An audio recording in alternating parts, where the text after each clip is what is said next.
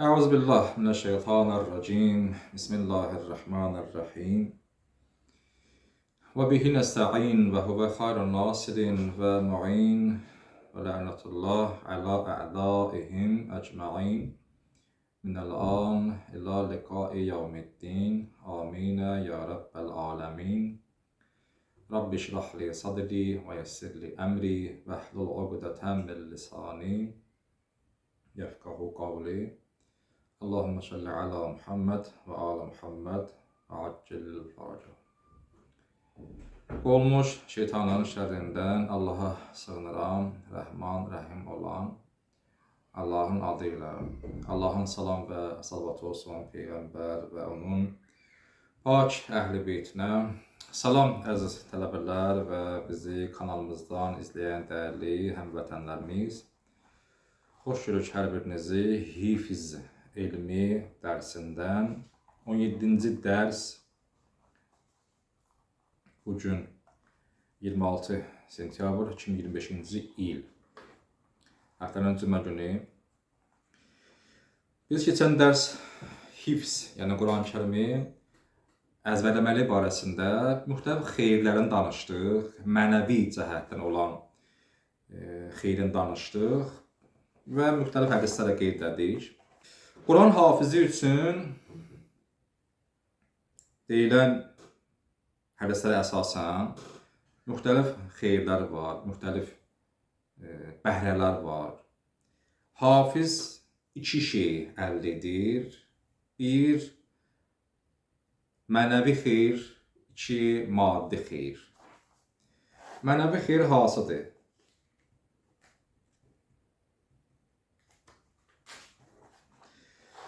Birincisini o dəfə dedik, indi qeyd edim, sonra ardından davam edərik. Birinci xeyir mənəvi təsiri var. Quran-ı Kərimin hifzi, yəni əzbərlənməsinin hafizə mənəvi xeyri var.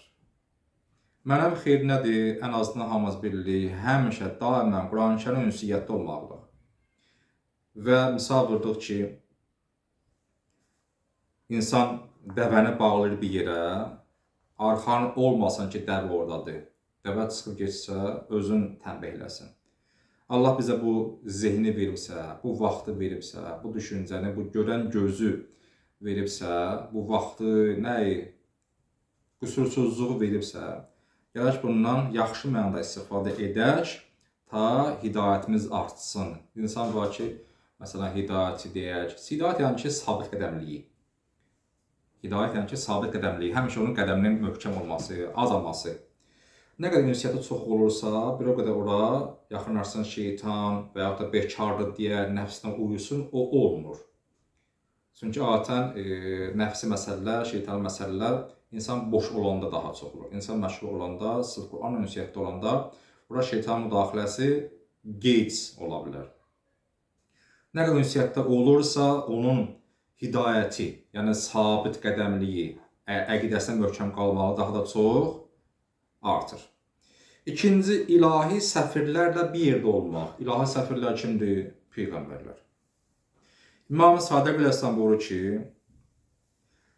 Quran hafizi və ona əməl edən şəxs sanki kiram, yəni ki, əzəmətli mələklərlə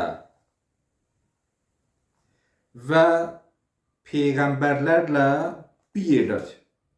Olan bir yerdə əyləşib. Onlar ünsiyyətdədir.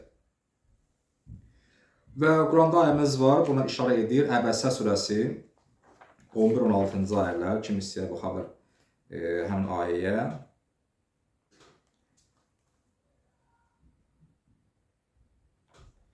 Ki, mələklərin kiram əzəmətli mələklərin yazması, insanların əməllərinə xəbərdar olması o ayəmizdə qeyd olunur. Bunun bir xeyri budur ki, cənnət dərəcələrinin ən yüksəyinə çatması.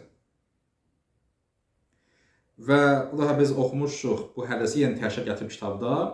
Deyir, cənnətin dərəcəsi Quran ayələrinin dərəcəsi qədərdir. O hafiz düşsə cənnətə, buna deyərlər ki, oxu və qalx, oxu və qalx, oxu və qalx. Ora sırf maddiyyat deyil, indi pilləkən kimi deyildi ora, tam fərqli bir aləmdir. İndi necə qalxır, necə qalxır təbii ki, bir qeyri-maddi bir aləmdir ora. İnşallah düşərik, görərik.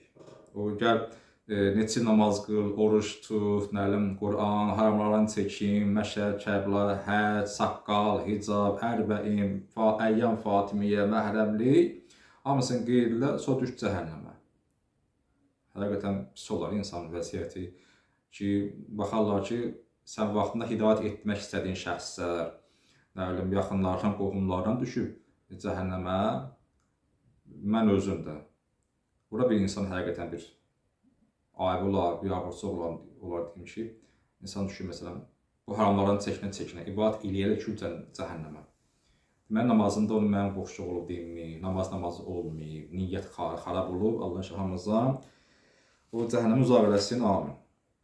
Allah şahamızı məsuddan bir yerdə məşhur eləsin.